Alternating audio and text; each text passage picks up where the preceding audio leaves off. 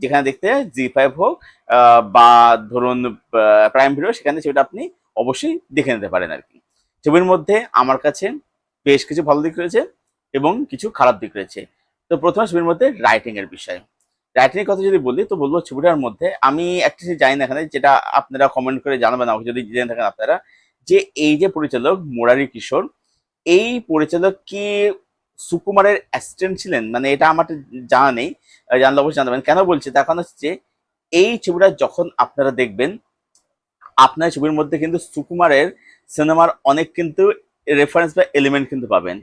যেমন ধরুন সুকুমারের ছবির মধ্যে হিরো প্রতিবন্ধী হয়, রাঙ্গাস্থানে এরকম রামচরণ কানে শুনতো না, পুষ্পাতে আল্লু অর্জুন তার একটা হাত নুলো ছিল।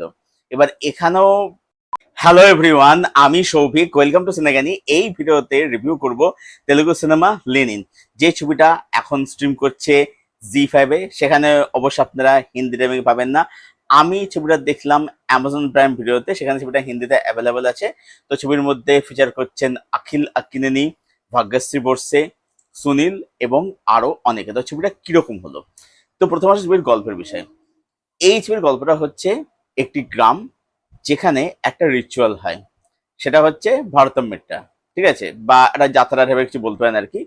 তো সেই রিচুয়ালটাই হচ্ছে সেখানে একটা মানে একটা উৎসব, একটা পরব, সেটা মানে পালন করা। এবং সেখানে নিয়ম হচ্ছে যে সেখানে যেন সে সময় কোনো রক্তপাত যেন না হয়। এবারে এই রিচুয়ালকে কেন্দ্র করে শত্রুতা এখানে আঁকড়ে কাঠার নাম হচ্ছে লেনিন। তো সেটা অনাথ একটা ছেলে। এবারে সে একটা পরিবার তাকে অ্যাডাপ্ট করছে, সেখানে সে বড় হচ্ছে এবং পরিবারের যে নিজের যে ছেলে মানে যে মানে কর্ত্রী আর কি, মানে কর্তা বা কর্ত্রী আর কি, তার ছেলের সঙ্গে একটা বন্ধুত্ব হয়েছে, মানে দুই ভাইয়ের মধ্যে সম্পর্ক। এবারে ভাগ্যাশ্রী বসছে এই লেনিনের লাইফ আছে, কি হচ্ছে না হচ্ছে যাবতীয় আপনাকে জানতে হলে আপনার সিনেমাটা দেখতে হবে। আপনি যেখানে দেখতে জি5 হোক বা ধরুন প্রাইম ভিডিও, সেখানে সেটা আপনি অবশ্যই দেখে নিতে পারেন আর কি। ছবির মধ্যে আমার কাছে বেশ কিছু ভালো দিক রয়েছে এবং কিছু খারাপ দিক রয়েছে। তো প্রথমে ছবির মধ্যে রাইটিং এর বিষয়। রাইটিং এর কথা যদি বলি তো বলবো ছবিটার মধ্যে আমি একটা জিনিস জানি না এখানে, যেটা আপনারা কমেন্ট করে জানাবেন আমাকে যদি জেনে থাকেন আপনারা, যে এই যে পরিচালক মুরারি কিশোর, এই পরিচালক কি সুকুমারের অ্যাসিস্ট্যান্ট ছিলেন? মানে এটা আমার জানা নেই, জানলে অবশ্যই জানাবেন। কেন বলছি তার কারণ হচ্ছে এই ছবিটা যখন আপনারা দেখবেন, আপনার ছবির মধ্যে কিন্তু সুকুমারের সিনেমার অনেক কিন্তু রেফারেন্স বা এলিমেন্ট কিন্তু পাবেন।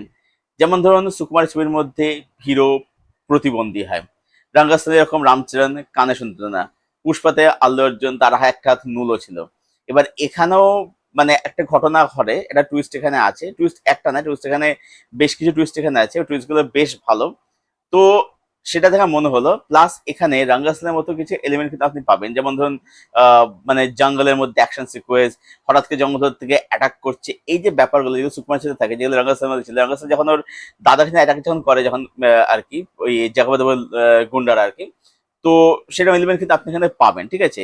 তো সেটা রয়েছে এখানে। ড্রামাটা কিন্তু বলে এখানে ভালো, মানে এই যে দুই বন্ধু বা যারা দুই ভাইয়ের মধ্যে হচ্ছে বসন্ত আর এই যে লেনিন, এদের মধ্যে যে ইকুয়েশনটা, সেটা বেশ ভালো।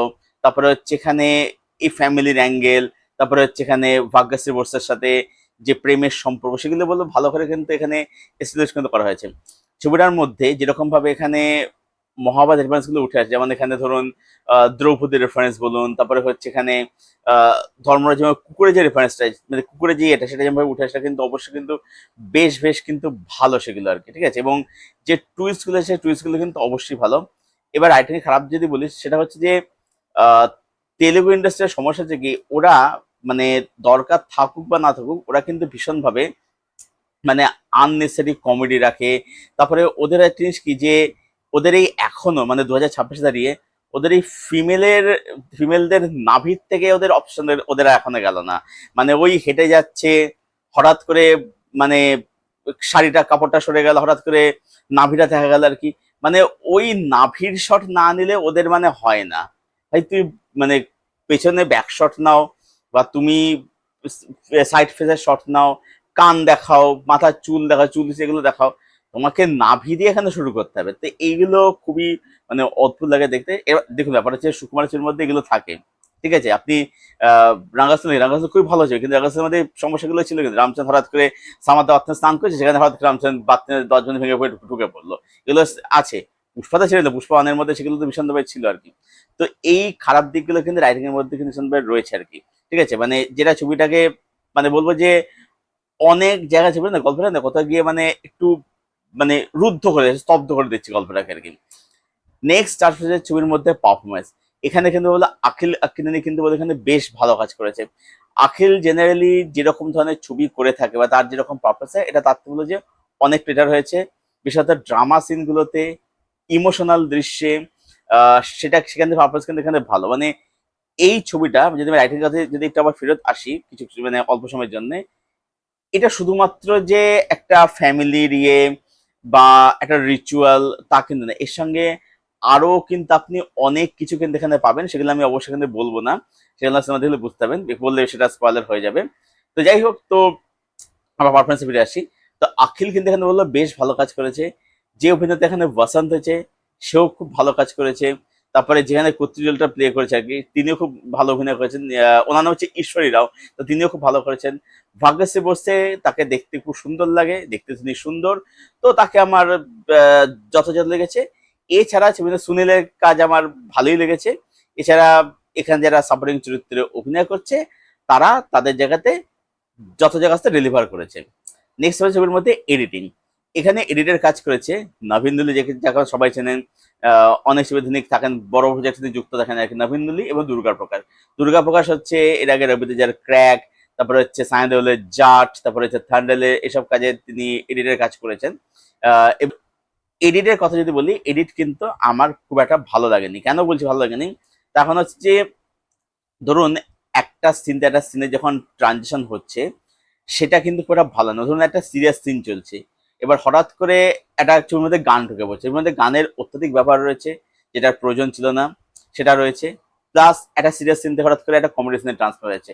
এবার যখন ট্রান্সফরমেশনটা হচ্ছে, ট্রানজিশন হচ্ছে, সেই ট্রানজিশনটা খুব একটা কিন্তু অর্গানিক কিন্তু হচ্ছে না।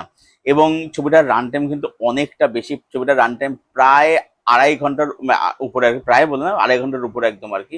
তো যেটা কিন্তু ছবিটাকে অনেক বেশি ছোট করা যেতে পারতো, বা ছোট না করলেও এই এত গান, এত আননেসেসারি কমেডি এইসব না দেখে, বা ফিমেল এসব ভাগ্যশ্রী নাভিটা বিষয় না দেখিয়ে যদি আরো বেশি করে ড্রামার দিকে ফোকাস করতো, বা এমন কোন দৃশ্য যেটা গল্পটাকে বা চরিত্রগুলোকে আরো বেশি এনহ্যান্স করছে, গল্পটাকে আরো এগিয়ে যেতে সাহায্য করছে, বা চিত্রনাট্যকে আরো বেশি এনহ্যান্স করছে, সেরকম সিন রাখলে তাহলে আরো বেশি বেটার হতো। তো এদের কাজ আমার কিন্তু এখানে খুব একটা ভালো কিন্তু আমার বলে মনে হয় না আর কি। ওভারঅলে বলবো যে লেনিন এটা একটা decent to good commercial cinema, mainstream cinema, যেটা আপনি অবশ্যই আপনার দেখতে পারেন। যদি আপনার রাঙ্গাস্থান সিনেমা যদি আপনার পছন্দ হয়ে থাকে, ভালো লেগে থাকে, রাঙ্গাস্থান আমার পছন্দের সিনেমা, খুবই ভালো একটা সিনেমা, এরকম সিনেমা ভালো লেগে থাকে তাহলে ছবিটা আপনি অবশ্যই একবার দেখতে পারেন, অবশ্যই দেখুন ছবিটা। তো আমার তো ছবিটা রেটিং রইলো 7/10। এটাই ছিল আমার রিভিউ লেনিন এই তেলেগু ছবিটাকে কেন্দ্র করে। যারা ছবিটা এখন অব্দি দেখেননি, দেখুন একবার, ওয়ান টাইম ডিসেন্ট ওয়াচ, ছবিটা একবার দেখাই যায়, কোনো অসুবিধা নেই, কোনো চাপ নেই। তো দেখুন, দেখে জানাবেন কমেন্ট করে ছবিটা আপনাদের কিরকম লাগলো। আর যাদের লেনিন দেখা হয়ে গেছে, আপনাদের ওপিনিয়ন কি জানাবেন অবশ্যই কমেন্ট করে। আপনাদের কমেন্টের উত্তর আমি অবশ্যই দেব। আর এই ভিডিওটা ভালো লেগে থাকলে ভিডিওটাকে অবশ্যই লাইক করবেন, শেয়ার করবেন, চ্যানেলটাকে অবশ্যই সাবস্ক্রাইব করে চলুন। ভিডিও এখানে শেষ করছি, দেখা হচ্ছে আপনাদের সঙ্গে পরের কোনো ভিডিওতে। Till then stay best, stay healthy, and keep watching good content.